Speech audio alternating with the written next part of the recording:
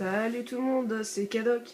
Alors aujourd'hui on se retrouve pour un assez bon gameplay sur Overflow en domination. Alors dans cette partie je suis accompagné de El Diablo 44. D'ailleurs il a commencé une chaîne YouTube et puis je vais vous mettre le lien vers sa chaîne dans la description. Alors déjà pour commencer vous voyez que je me fais bah, une- j'ai fait le Laquan, hein. Vous avez bien contourné. Enfin bref, dans ce gameplay, je jouais à la PDW silencieux et poignée avant, il me semble. Oui, voilà. Poignée avant parce que tout simplement avec toutes les mises à jour qu'ils ont faites, eh ben, ils ont bien monté le recul, hein, on va dire. Bon, moi je trouve qu'elle bouge pas mal quand même. Donc j'ai préféré mettre une poignée avant.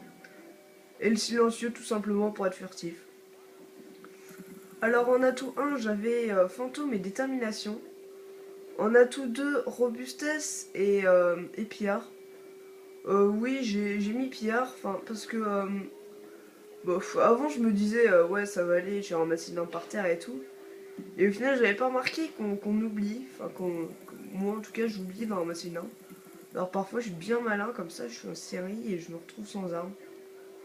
Et puis là inutile de vous dire que ça fait bien suer et qu'on est bien dans la crotte. Voilà donc j'ai mis pillard.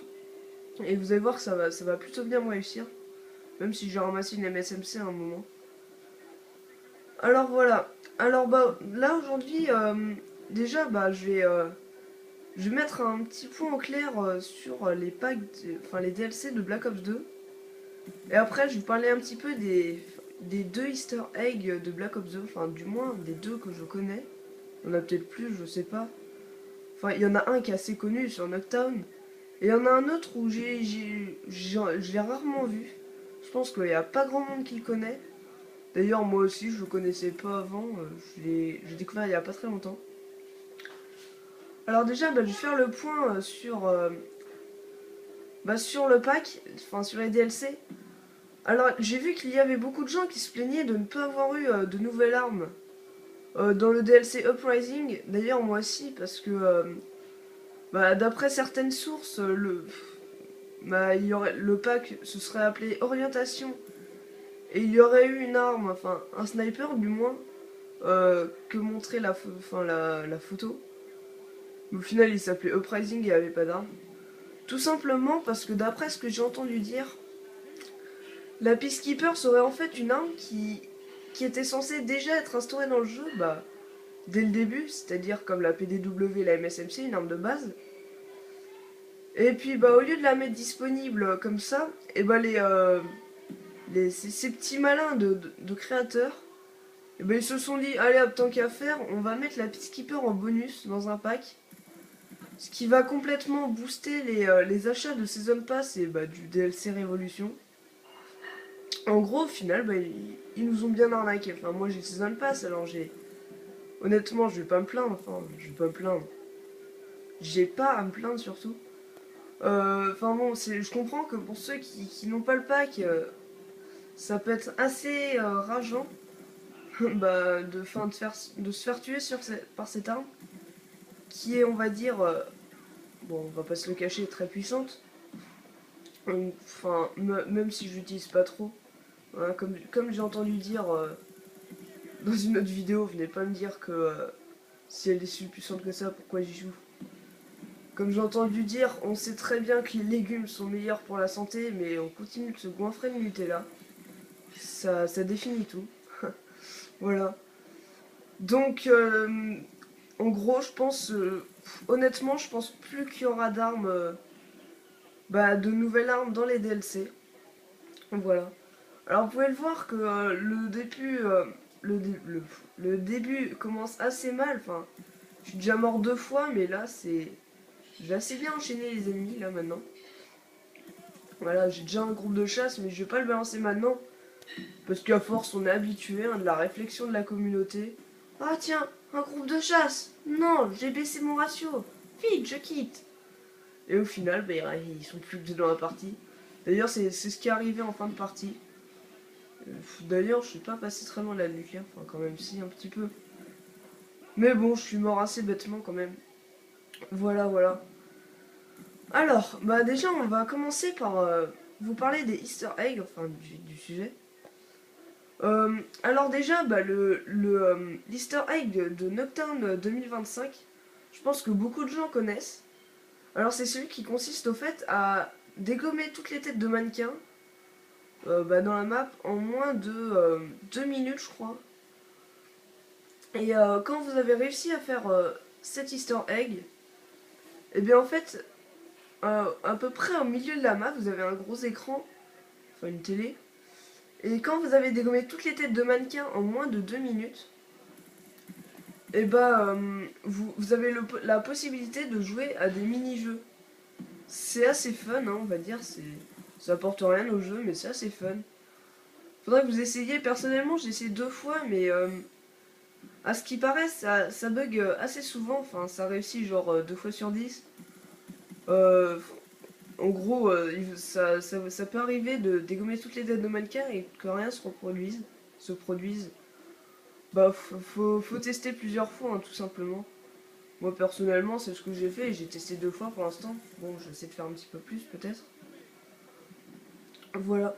Et le deuxième, c'est un Easter egg vraiment pas connu du tout. D'ailleurs, je vais vous le décrire un petit peu plus. Enfin, vous le décrire un petit peu plus en détail. Alors, c'est l'Easter egg des insertions tactiques.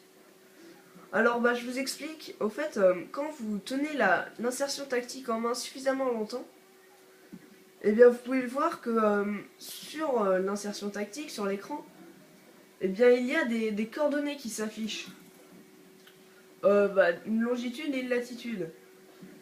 Et moi personnellement, enfin j'ai pas réussi en partie perso, enfin j'essaie en partie perso, je sais pas pourquoi, j'ai pas l'insertion tactique alors.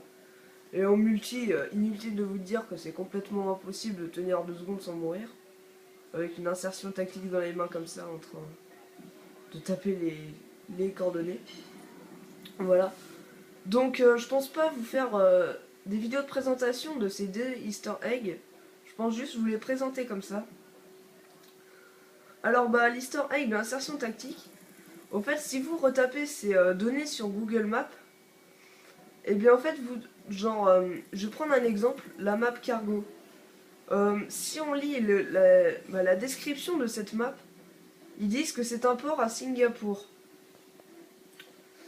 Et, et si, enfin justement, si vous prenez insertion tactique et que vous retapez et que vous êtes sur cette arme, oh là là là, beaucoup d'emmêlage de mots.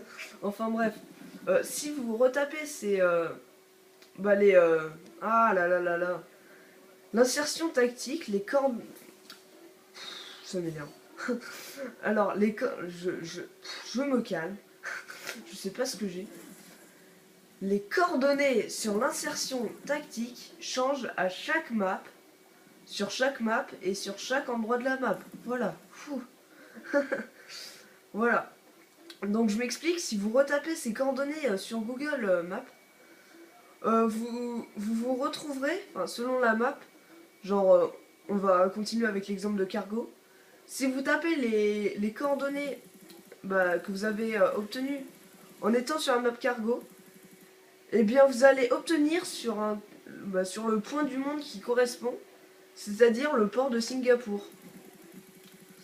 Euh, c'est c'est sympa à essayer. Personnellement, j'ai jamais essayé, enfin comme je l'ai dit avant, c'est manque de temps. Euh, bon, va falloir que j'essaye quand même. Et c'est fort sympa. Et quand vous changez d'endroit de la map, et bah les coordonnées changent aussi. Et les points sur Google Maps changent aussi votre position. Voilà, et ça marche avec n'importe quelle map. Voilà, c'est un petit truc sympa à essayer. Alors, bah déjà la vidéo touche bientôt à sa fin. Vous avez pu voir que j'étais passé en impitoyable. Impitoyable, oui. Non, c'est pas impitoyable. Non, c'est implacable, pardon. Et puis je suis mort en tuant un gars et puis bah je sais pas, derrière j'ai pas fait gaffe.